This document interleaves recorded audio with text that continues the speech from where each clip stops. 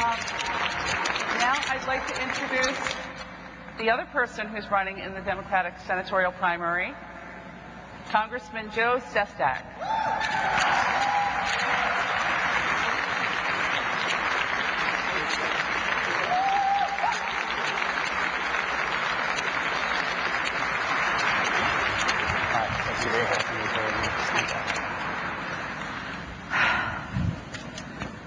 It feels so weird to be on a first-name basis with so many politicians. I spoke to Joe early on in his campaign and shared a lot of stuff about Kurt Weldon, who I used to cover the 7th District as a reporter.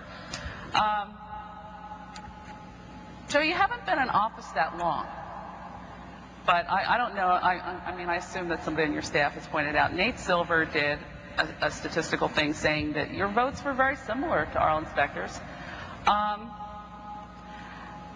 And I kind of wonder, why do you consider yourself a progressive? What can we count on you? What are you absolutely willing to go to the mat on for us? Absolutely. First of all, thanks for having me. Sure. My experience is obviously based on 30-plus years in the U.S. military. And I tend to tell everybody that every military officer is a Democrat. They just don't realize it. Everybody in the military has health care. I went away for 11 and a half months at sea for the Afghanistan war. My 4-year-old and my, well, at the time, 1.5-year-old daughter and my wife, we all had health care. My mind was on the mission. When I had my command, my aircraft carrier battle group, we wouldn't promote you to senior chief petty officer unless you'd earned an associate's college degree in a technology, our money, your time. Because we understood the value of education. And third, that wonderful Army saying, come on in and be all you can be economically. So the principles of the Democratic Party, which I consider practical or progressive, whatever name you want, are ones I got in for. I got in to pay you back because when she was 4, my daughter, and I came back from the war, she had a brain tumor. And you all gave me the best health care plan I think can exist, TRICARE in the military. And I got into politics for one simple reason, that everyone should have what I had. And Amen. so that's my commitment. And those 3 areas, it's why I went to health subcommittees, fought to get out of the intelligence committee, where Steny Hoyer wanted to put me, because I headed the Navy's anti-terrorism unit, to get on the education committee in labor, and then went to small business to show you Congress has a sense of humor. As a freshman, they elected me vice chairman. And I work hard because small businesses are what create jobs. And that's my commitment. And I would guess from the questions we got and the feedback we got in advance of this forum, there's a lot of people in this community who actually would be more inclined to support you than Senator Specter, who was just out here. But there's a lot of people in Pennsylvania who have been saying that that's nice, but you're just not positioned after only a couple of years to do what he's doing. And the senator was just out here saying that he's out fighting for health care, public option, working with people from across the aisle. Senator Grassley, he mentioned, both saying that he disagrees with him about the whole pull the plug on grandma lies, but also that he's going to reach out to him, maybe call him today. He at least said that. And that he has this close relationship with Joe Biden and Barack Obama, and he was touting that. He said he respected you, but he touted the fact that President Obama, who's also popular here, is not supporting you. And people in Pennsylvania need help now. They need power in Washington now. That's part of the argument, of course, you're running into over the next several months. What do you say to that with a straight face when you don't have anything near Senator Specter's background or relationships with the White House? Yeah, I can only measure myself against myself.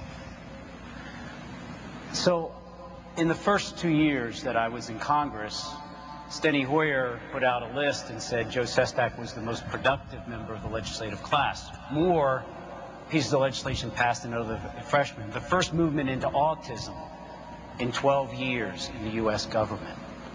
29 million last year, 50 million this year. I'm a member of the Autistic Caucus. The first bill in 17 years to pass the House of Representatives on elder abuse, because I had a senior below the belt buckle 6 times who had Alzheimer's.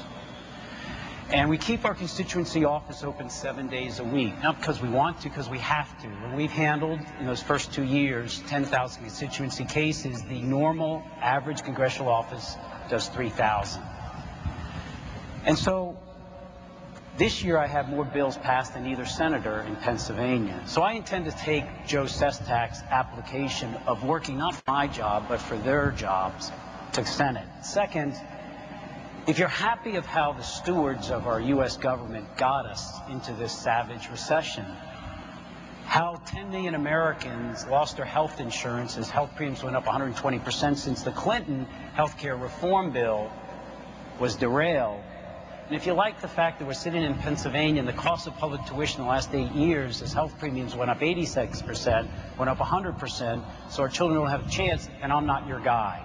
You should go with the experience that got us. But let me bring you back to the Obama part, because that some people have said that matters. Yes. I can't tell you how much I respect President Obama. But he did not get, as a first-term senator, become president of the United States. And even more important, to be a first generation, a son of an immigrant from Africa, to become president because of political calculation, because the establishment blessed him.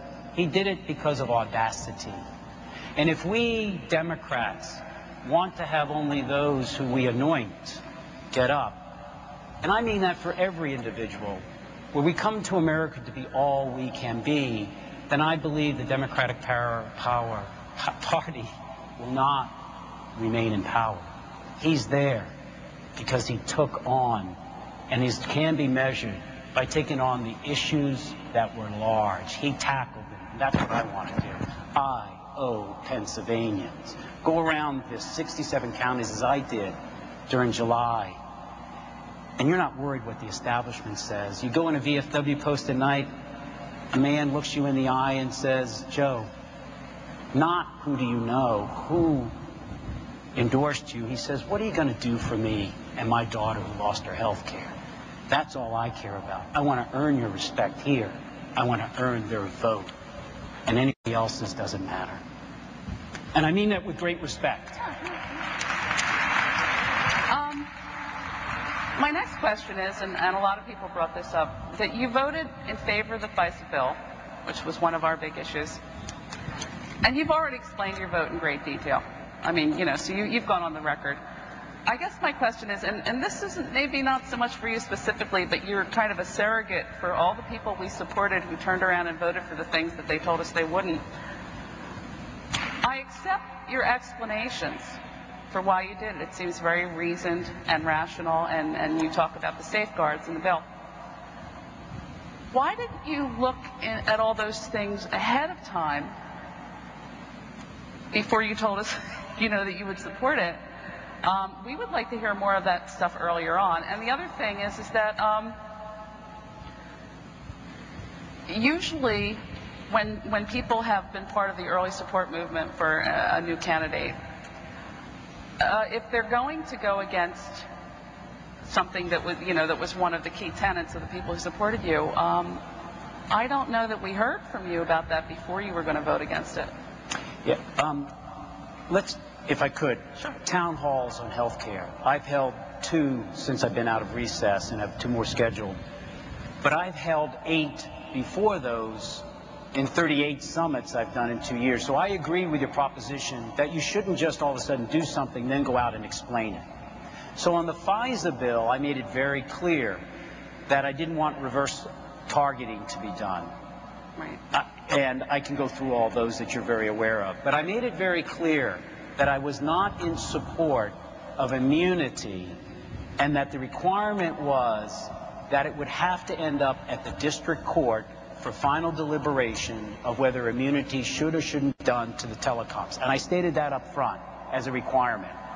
And so I agreed with President Obama of voting for the bill, but for different reasons. I had clearly stated in a press release that I want immunity only if a district civilian judge, I think his name was Wagner, California district judge, yep, who had consolidated all the cases, if he was given the opportunity to determine yes or no. And in fact, That is what happened. And in fact, as you know now, the case by ACLU is going to appeal.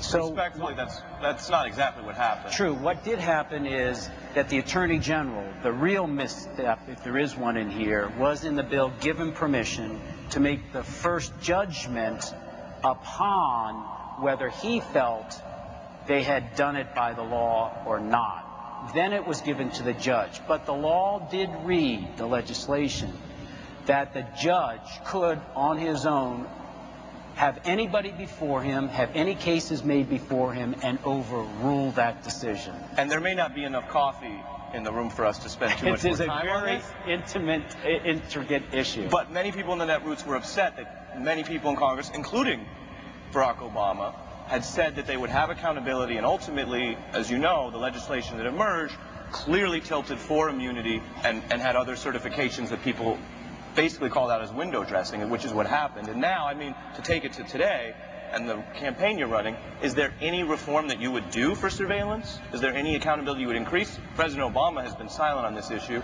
We didn't actually get to it with Senator Specter. He touted some of the things he did in committee and asking people to testify. But Is there anything you would do to change the surveillance architecture, given everything you know about it in your service? There's one major one. But again, my answer was to hers, right, that I said I did make it clear that as long as it got through district court, be supportive of it. Now, on that, yes. I think these letters that can be signed or were signed during the Bush administration almost by any agent to say, I need to go head in. I think they were called letters of, I forgot, you know what I'm talking about? National security letter? I think those should not be permitted. If you want to go in to see anything, it must be by a court, period. It's why we have a third branch. Now, that third branch has been prostituted at times or bent, but that's what I firmly believe. Okay. And let's go out. Yeah. Okay, sorry. Questions from the floor? And I'll say briefly, as I told Senator Specter, these are some of the most popular questions that were voted on for you in advance of today. Great. I'm Janet Edwards from Pittsburgh, Pennsylvania. I'm a Pennsylvania voter. The House of Representatives recently passed a comprehensive bill dealing with climate change, energy security, and green jobs. The Senate is expected to vote on similar legislation later this year. What is your position on the House bill and climate change legislation in general? Yes. I co-sponsored last year the Waxman bill and co-sponsored the beginning of this bill. I was disappointed in this bill because I thought it was eviscerated during the process too much. I did vote for it, however, because it's better than not having it done. I speak to that because I waited until the day before to say, and you get whipped with how you're going to vote, and they were shocked that I wasn't going to say yes, because I had about a dozen amendments before the Rules Committee. In fact, sent Speaker Pelosi a letter asking for certain things to be changed. For example, the renewable energy standard. Instead of being 20% by 2022, and then 8% of it could, by a governor's choice, be by efficiency, I think it should be mandated, period, 20%, and 10 additional % should be done by efficiency. But is this bill good and necessary? Without a question. Is it going to cost us about $82 a year per household beginning in 2012, but by 2020 we salvage $750 per household in efficiency. In addition, you are sitting in Allegheny County. You all are sitting in a county that is in violation of ozone and air particles. We cannot grow up our children in such pollution. And besides that, we need our president to go to the renegotiation of the Kyoto Treaty with something like moral standard of saying, I've got some cap and trade. Now I need to bring the international community here together, because over the last 8 years, we lost our ability to lead the world. And he needs to do that, not just of how we approach Afghanistan or how we approach human rights, but also clean energy. And finally, green jobs. I have in my district the largest company in the world creating wind power. It's Spanish-owned. Where's GE? Where's those companies, those young entrepreneurs? So extending the production tax credits, the investment tax credit for geothermal, wind power, etc., so we create jobs is exactly another reason for small business I'm for this bill. I just wish it was stronger.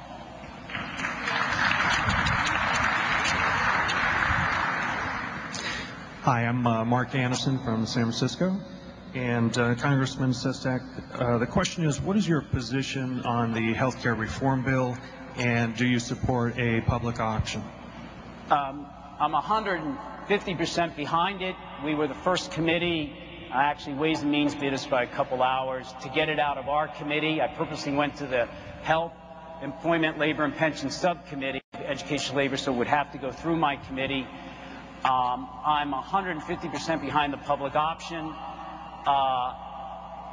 And here's why. You know, it's right that we cover the uninsured, but it's also economic sense. We lose $100 billion every year, according to the Institute of Medicine, of economic output because of the uninsured. That doesn't even count the 82 million who lose their health care 1 or 2 months of the year. But the public health care plan option is a necessity. You sit in Pennsylvania right now. 2 insurance companies have 70% of all health insurance plans, private. That's a duopoly. It's a cartel. The public health care plan option says, you know, there's a big market, private industry out there, 47 million uninsured. But we're not just going to give them to you. We're going to make you competitive, because we're going to have a public health care plan option where we're not paying $23 million to a CEO or $70 million severance pay like we just did here, and we're going to make it a competitive field. So this public health care plan option, this choice, is an economic necessity. There's so many other good things in this bill, from minimum benefits, that a woman will have a mammogram at 40 every year, colon rectal exams, glaucoma exams. Why? We're going to let you have free co-pays for those. Why? Not only are you more healthy, but we pay less as society as we bend the cost curve. This is an absolute necessity to get this through. The thing, though, is when the senator was out here, he would leave everyone with the impression that there's not any difference between you two on this. He says he was out there fighting for the public option all week. Is this not an area of distinction in your view in this race? I can't speak for Arlen except what he said publicly. I know 8 weeks ago on Meet the Press he said he was opposed to the public health care option. And I gather here and elsewhere he said he's for it. Look, I respect Arlen. You can't be in public service and not respect someone. But he hangs in his office a trophy, which is the poster board of that he and Bob Dole took around this nation, where it said President Clinton's big government health care plan reform. And because that failed, which the Congressional Budget Office said would have decreased cost of premiums 3% and would have reduced the budget slightly, we have had 10 million Americans lose their health insurance since that time. I just know that I accept what he says, but leadership is out there doing it at a moment, not of crisis, but preventing crises. We are in a health care crisis. We're in an economic crisis. We're in an educational crisis. Go around these cities, and what you've seen is that promise of the American dream broken, where your children would have an opportunity based on their God-given talents to do better than you. How did we get here? No, it's not just leadership. It should be accountable leadership. So I take him at his word. The point is, we ended up here, and in the Navy, when some ship goes aground, we relieve the stewards, the captains. This future of ours takes new energy and new ideas. Someone who's in it for others, and I want to be in it every day for Pennsylvanians. I owe them for my daughter. Can you see it? Congressman Sestak. Sorry. My name is Michael J. Wilson from Washington, D.C. What is your position on D.C. residents' civil rights, in particular, D.C. residents being denied the right to have voting representation in Congress? For example, you're running for Senate in Pennsylvania, and hundreds of thousands of D.C. residents do not have Senate representation. Sir, I voted for the bill, as you know, to give you representation that passed the House but not the Senate. I believe. How can we have people who go to war and fight for us and they can't vote? I have a representative that votes for them. So I've already voted for the bill, and that's where I sit. By the way, I didn't want to come across critical. I just think that how you know, in that my last thing is you asked me a direct question, and I think there's a difference. I just... No, I thought... Well, and, I mean, this is an important point. You're saying 8 weeks ago he said something else. We asked him about you. We're asking you about him. And you're saying, in a sense, you don't believe his change of heart. Well, I believe that he's for it now. He said he is. I take him at his word. I just think the future... I think the thing in Washington, D.C. most lacks, and this isn't Ireland, I just think as a whole, over the past decade, let's say, is where principle matters or triumphs over politics. I honestly believe, like, you had a wonderful question for me. Do I want to earn your respect and your support? Yes. But I want you to know where I stand early. I still want to listen. But when you went into politics, I put up on my website the exact plan I'm supporting in Congress today. It's basically the outline of the Massachusetts health care plan. And that's the one I had up. I fought to get on the Education Committee. So I want you to know where I'm going to sit and be consistent on it unless you can show me a fact that says I need to change. Okay. This is kind of an odd question, but I think it's something that comes up a lot here at this conference. And it's what I would call the Netroots, will you still love me tomorrow syndrome. You know, we go out on dates with candidates. They say all the right things. They buy us dinner and tell us we're pretty. And then it's all they can do to get as far away from us as possible. You know, we're kind of like the girl that they had under the bleachers but won't take to the prom. And I took a look at your campaign contributions from your first race, and by far and away the Netroots were your biggest supporter. And yet, and this isn't a gripe per se to you, because you know I agree that leadership involves going outside the financial support. But there's no way in hell that we could refer to you as our candidate the way Boeing could refer to Kurt Weldon as their guy. You know what I mean? So I'm going to ask you for some feedback for us. How do we as a group get to the level where we get that kind of credibility, where we get the courtesy call when somebody says, you know what, I know I supported this, but there's been some changes and I just wanted to give you a heads up before I voted. How do we get that kind of respect? Just call. And I say that. My office, you call us 9 o'clock tonight. Someone will answer the phone. And we try to get back to everyone. I think you're special. I think every American is special. But I don't mean just you. Before. I just don't mean you, though, Joe. I meant everyone. In general, the candidates that us and we support early on, when that early money is really important. And then it's kind of like, okay, well, I'm an incumbent now. I don't need you guys anymore.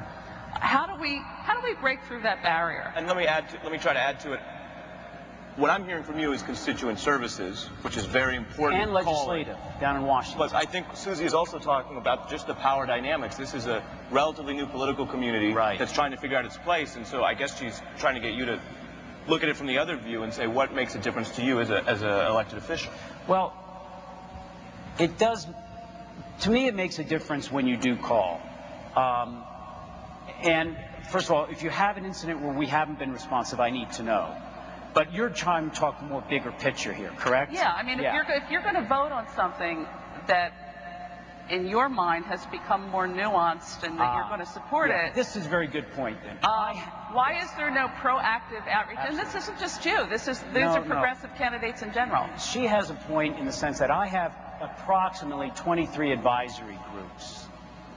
I have a union advisory group. I meet with them every 3 to 4 months. I have a small business advisory group, a higher education group, a nurses advisory group, an autistic advisory group, that in my district people sit down, and sometimes I do in Washington, I do not have one. Well, see, that is a religious basis, because I just don't want people to call. I wanted more of a formal one, and that might be one to add into a new. Well, part of the problem is we developed a strategy, the Netroots developed a strategy whereby we looked at races around the country, you know, that weren't in our own districts, and we said, you know what, we can make a strategic difference here and get a progressive candidate. And so we pool our resources, and we get that person that early backing that they're looking for. But because we're so diffused, we're not really seen as a legitimate constituency.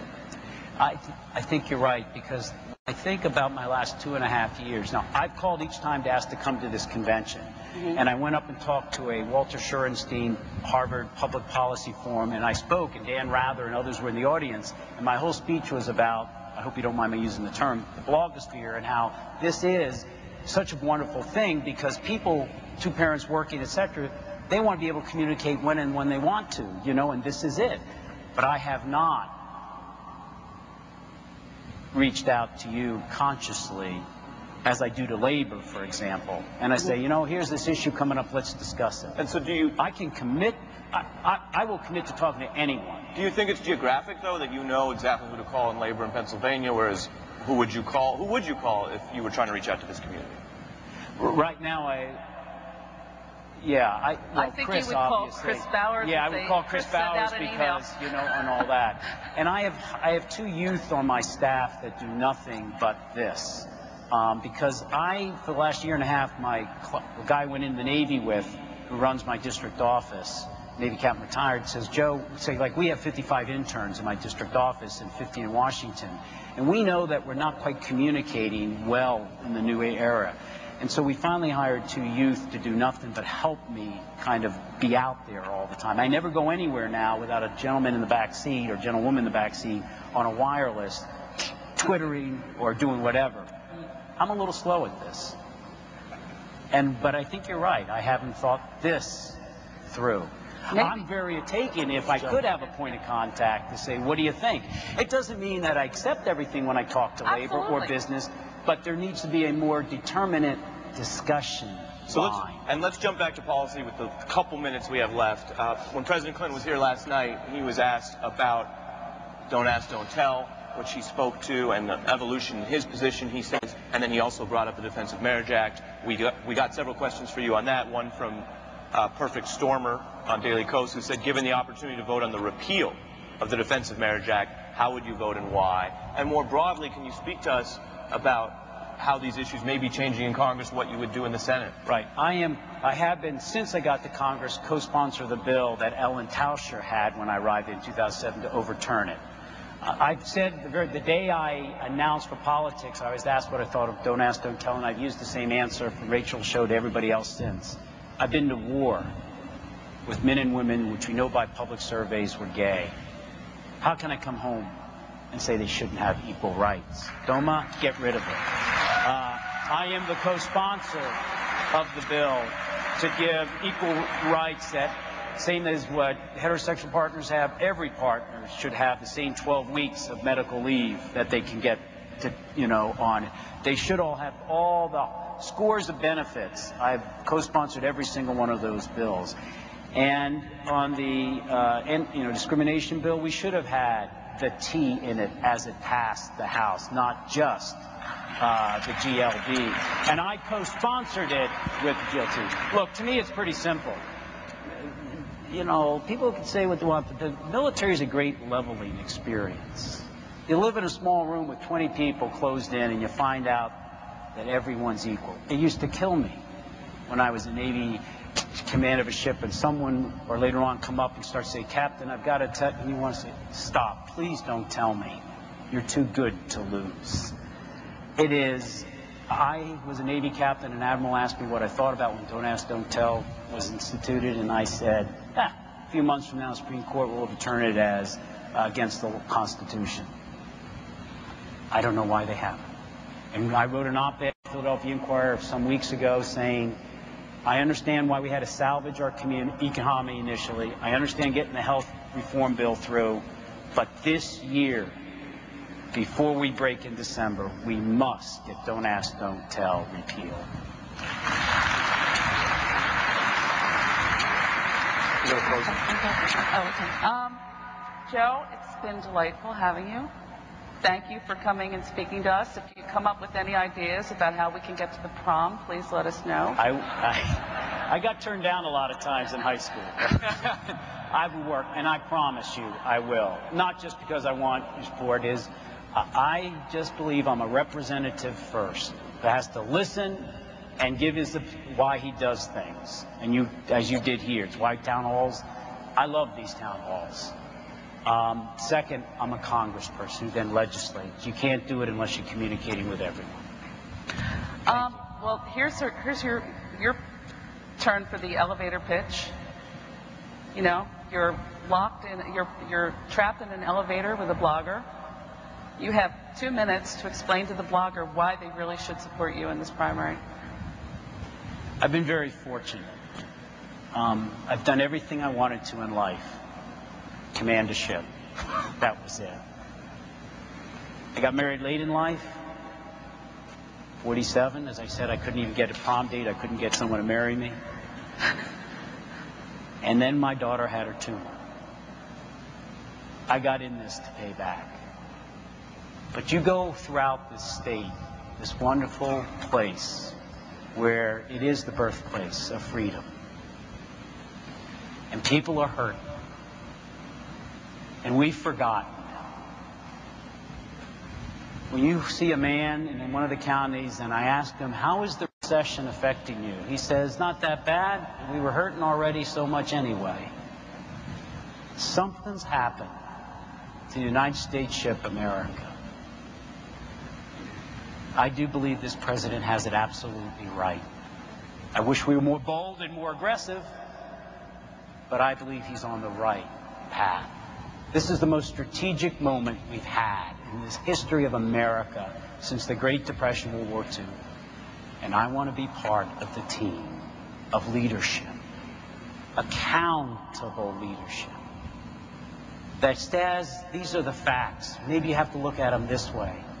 But I want our children to be all they can be in their educational opportunity because we need them to lead America again. And healthcare reform is an absolute requirement. The dividends we get out of it in the Navy is what you see in how we accomplish our jobs. And America has to have that. And our economy, it's what it's about. Entrepreneurship should be the norm, not the exception. Do I have all the answers? Absolutely not. Do I have all experience? Yeah. I've dealt with sailors, average age on an aircraft carrier, 5,000 youth that ran a nuclear reactor, launched you off, 19 and a half. I just want Pennsylvania to have a leadership in the future that's working for them. And I promise to do it every day. Thank you. Thank you, Joe. Thank you, Congressman. I know that's an important issue to you. Yeah. I'd love to follow up. Seriously. Good. Well, thank you, guys. Thanks for being here. Thanks for coming. Thank you. Thanks to both candidates. Thanks to everyone who participated and now put this together.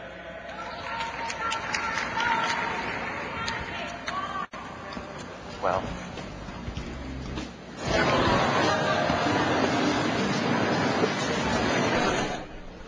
Our live coverage of the Netroots Nation annual convention continues at 1:30 this afternoon with a discussion on how bloggers and other online activists can create change in the political system. And later at 3 p.m. Eastern, a discussion of how the progressive movement can influence the U.S. Supreme Court and congressional issues. That also live here on C-SPAN.